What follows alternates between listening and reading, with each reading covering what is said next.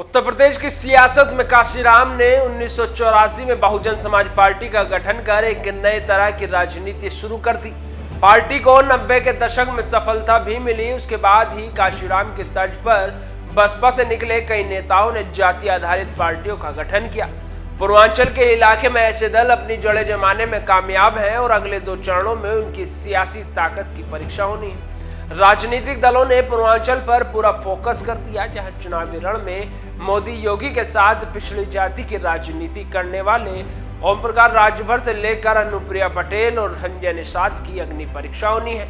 आज इन्हीं के बारे में बात करेंगे, तो चलिए शुरू करते हैं।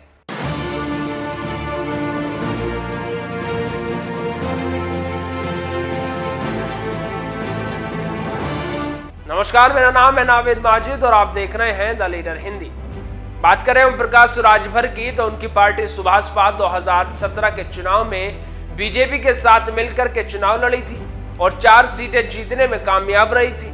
राजभर ने 2022 में सपा के संग मिलकर चुनाव लड़ा और 6 सीटें जीतने में सफल रहे, लेकिन अब फिर से बीजेपी के साथ मिलकर 2024 के चुनाव में उतरे हैं। सुभाषपा से राजभर के बेटे अरविंद राजभर घोसी लोकसभा सीट से चुनावी मैदान में हैं। ओम प्रकाश राजभर के कंधों पर अपने बेटे को जिताने के साथ साथ पूर्वांचल में बीजेपी का बेड़ा पार कराने की भी बड़ी जिम्मेदारी है। सुभाषपा ने भले ही एक सीट पर अपना प्रत्याशी उतारा है, लेकिन उनका प्रभाव पूर्वांचल के इलाके पर है, जहां पर 6ठे और 7वें चरण में चुनाव होना है।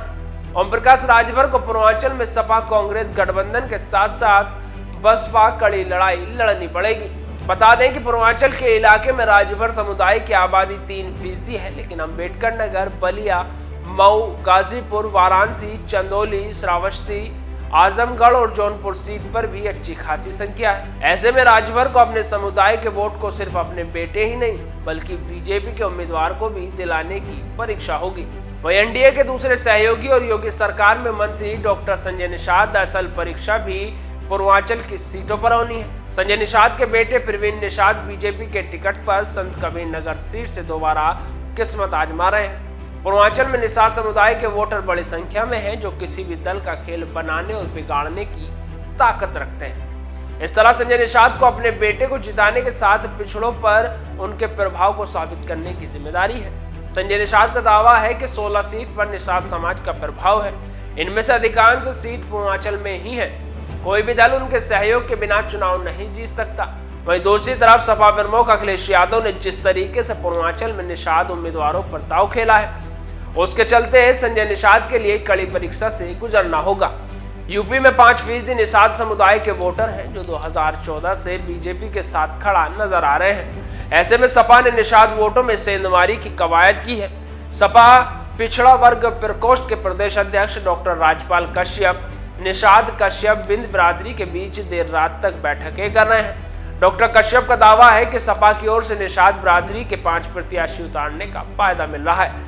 ऐसे में संजय निषाद कैसे निषाद समुदाय को बीजेपी के साथ जोड़कर रख पाएंगे, ये देखने वाली बात होगी। वहीं बात करें तीसरे सहयोगी दल अपना दल एस की, तो इन्हीं 2 चरणों में उनकी भी अग्नि परीक्षा होनी है। दरअसल कुर्मी समुदाय के सियासी आधार रखने वाले अपना दल 2 गुटों में बटा हुआ है, जिसमें एक धड़ा केंद्रीय मंत्री अनुप्रिया पटेल की अगुवाई में बीजेपी के साथ मिलकर चुनाव लड़ रहा है, तो दूसरा कृष्णा पटेल का है।